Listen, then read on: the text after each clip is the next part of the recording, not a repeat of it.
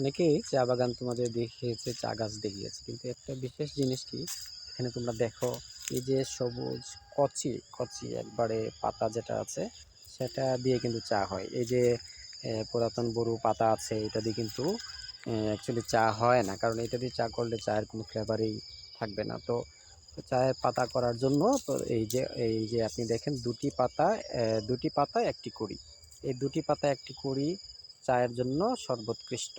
আর আরেকটা জিনিস আছে যেটা হচ্ছে আপনার গ্রিন টি বলে। গ্রিন টি করার জন্য খুবই কচি পাতা ওরা নিয়ে থাকে এখান থেকে।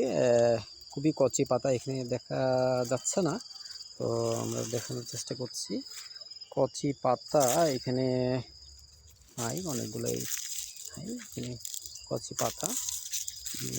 এখানে কিছু না, এখানেও নাই। একেবারে কচি পাতা যেটা মাত্র সদ্য ওই যে প্রস্ফুটিত হয়নি, এবারে খুবই ছোট হচ্ছে, এগুলো দিয়ে আসলে গ্রিন টি করা হয়।